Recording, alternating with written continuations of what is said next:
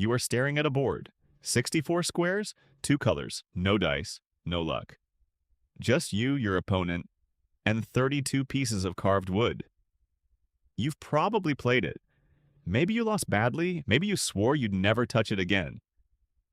But the real answer to why this game still exists, 14 centuries later, is far stranger than you think. Chess is not really a game. Not in the way you understand games. It is a fossil. A living fossil of how the human brain learned to think ahead. And your brain right now still carries the marks of it. Let's go back. Not to a tournament hall, not to a grandmaster study. Back to northern India somewhere around the 6th century. There was no chess yet. There was a game called Chaturanga. The name means 4 divisions of the military. Infantry, cavalry, elephants, chariots. 4 arms of an ancient army, shrunk down onto a grid. This wasn't entertainment first. It was a rehearsal. A miniature war played out on cloth or carved stone so that kings and generals could practice the one skill that mattered more than any weapon, predicting what the other side would do next. Think about that for a second. Before there were flight simulators, before there were war games run on computers, there was a board with a king and his soldiers, teaching the mind to see 3 moves into the future. The game traveled. It always does. Merchants carried it into Persia, where it picked up the word Shah, meaning king. When a king was trapped, they said Shah Mat. The king is helpless. Say that fast enough and you get something familiar. Checkmate. From Persia, the game moved into the Arab world, and something happened there that changes everything. Arab scholars didn't just play chess, they studied it, they wrote it down. They recorded famous endgames, they analyzed strategy, they treated it the way a scientist treats a specimen. This is the first hint of something important. Chess was never just play.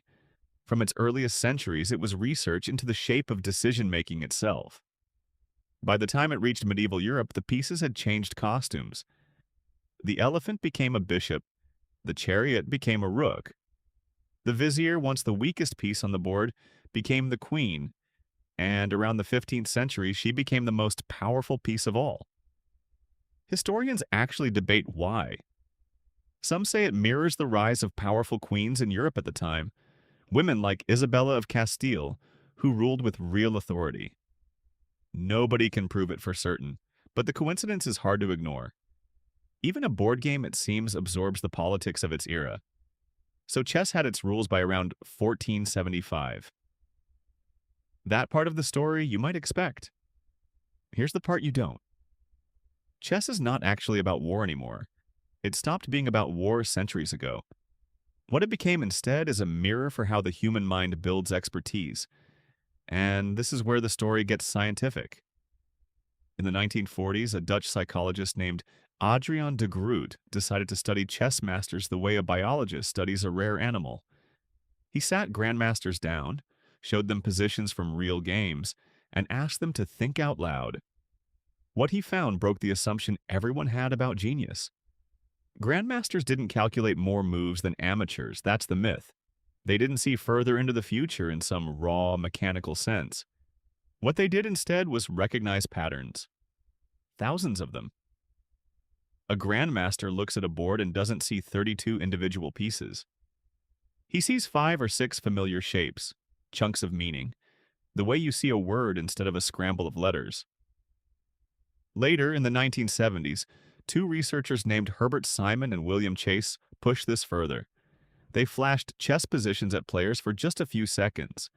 Real positions, taken from actual games. Grandmasters could reconstruct the entire board from memory, almost perfectly. Then the researchers tried something clever.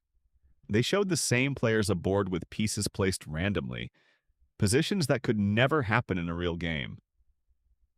The Grandmaster's advantage vanished, completely. Their memory wasn't superhuman. Their memory was built entirely on pattern. Take away the pattern, and a world champion remembers a chessboard about as well as you do. Sit with that for a moment. What looked like raw genius was actually years of exposure, compressed into instinct. Estimates from later research suggest it takes somewhere around 10,000 hours of serious study to reach master level. Not talent alone. Repetition turned into intuition. This is the wisdom hiding inside 64 squares. Expertise isn't about thinking harder in the moment. It's about having already done the thinking thousands of times until your brain stopped needing to do it consciously at all. And chess didn't just teach us about memory. It became one of the first battlegrounds for testing what a machine could do that a human could. In 1997, a computer called Deep Blue beat the reigning world champion, Garry Kasparov, in a full match. It felt at the time like a door closing on human uniqueness. If a machine could outthink the greatest chess mind alive, what exactly separated us anymore? But here's the twist almost nobody talks about. Kasparov didn't disappear into irrelevance. He did something stranger. He started playing chess alongside computers instead of against them, a format some now call advanced chess or centaur chess. And the surprising result was this. A decent human player working with a decent computer could often beat a supercomputer working alone. The machine had raw calculation. The human had judgment about which calculations were even worth doing. Together, they outperformed either one by itself. That's not a small finding. That might be the entire lesson of the modern era, hiding inside a board game. The future doesn't belong to pure machine or pure human. It belongs to whoever learns to combine the two. Now here's the part that brings this all the way back to you. You are not a grandmaster. You will probably never memorize 10,000 chess positions. But your brain runs on the exact same principle every single day, whether you notice it or not. When you drive a familiar route without thinking, when an experienced doctor glances at a scan and immediately senses something is wrong before consciously analyzing it, when a chef tastes a sauce and instantly knows what it's missing, that is chunking. That is pattern recognition, built from repetition, running quietly in the background of your mind. Chess didn't invent this. Chess simply made it visible. It gave scientists a closed system, 64 squares, fixed rules, no randomness, where they could finally watch expertise form in slow motion and take it apart piece by piece. That's why the game survived 14 centuries of empires rising and falling. Not because it's fun, although it is. Not because it's elegant, although it's that too. It survived because it captured something true about the human mind and refused to let go of it. You started this by staring at a board. 64 squares, 2 colors, no dice, no luck. But maybe that was never really the board. Maybe it was always a mirror. And the strangest part is this.